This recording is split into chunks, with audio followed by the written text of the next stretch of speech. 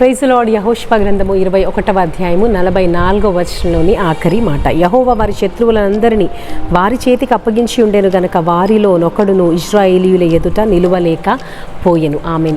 దేవుడిచ్చిన మాటను నెరవేర్చుటలో ఆయన ఎంత నమ్మదగినవాడో ఈ యొక్క వాక్య భాగాన్ని గమనించినప్పుడు మనం తెలుసుకోవచ్చు. ఇశ్రాయేలీయుల పక్షముగా వారి ఎదురుగా నిలబడిన ఏ ఒక్కరూ కూడా నిలవలేకపోయారు. వారందరి నుంచి కూడా దేవుడు వారిని విడిపించాడు అనే మాటను మనం చూస్తామంటే ఇశ్రాయేలీయుల ఎదుట ఒక్కరు కూడా నిలవలేకపోయారు. అంటే ఎంతోమంది రాజ్యాలను వారు దాటుకుంటూ వచ్చారు. ఏ ఒక్క రాజ్యము లేదా రాజు వారి ఎదుట నిలవలేకపోయారు.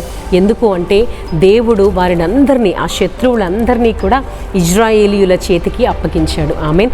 తన ప్రజల పక్షముగా దేవుడు ఎంతగా పోరాడతాడో, తన ప్రజలకు విజయాన్ని ఇవ్వడానికి ఆయన ఎంతగా ఆరాటపడతాడో ఈ మాటను మనం ధ్యానం చేసినప్పుడు అర్థం చేసుకోవచ్చు. చూడండి, ఎంతోమంది రాజులు, రాజ్యాలు అయినప్పటికీ ఎవ్వరూ కూడా ఇశ్రాయేలీయుల ఎదుట నిలవలేకపోయారు. ఎంత ఆశ్చర్యంగా ఉందో కదా. మన జీవితాల్లో కూడా దేవుడు ఎన్నో సమస్యలు మనం చూస్తూ ఉన్నప్పుడు, ఎన్నో ఆటంకాలు, ఎన్నో ఇబ్బందికర పరిస్థితులు కలిగినప్పుడు మనకు ఒక ప్రశ్న కలుగుతుంది. వీటన్నిటి నుంచి దేవుడు మమ్మల్ని తప్పిస్తాడా? వీటన్నిటి నుంచి దేవుడు నన్ను విడిపిస్తాడా?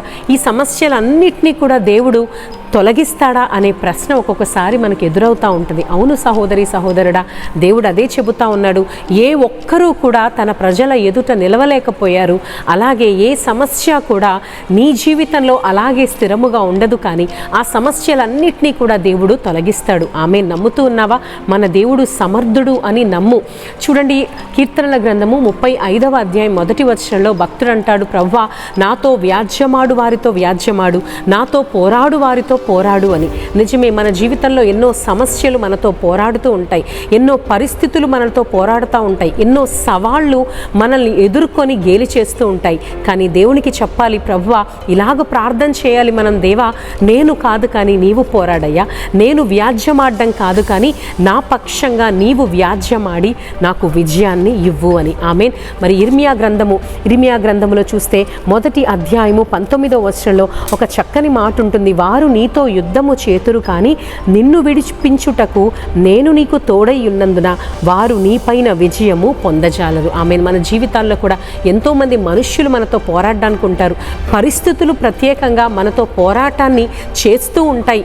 నిజంగా కొన్నిసార్లు మరి ఆ పరిస్థితులను తప్పించుకోలేమేమో, ఇక ఈ స్థితి నుంచి బయటపడలేమేమో, ఈ ఇబ్బందుల నుంచి బయటపడడం అసాధ్యం అన్నట్లుగా ఉంటుంది.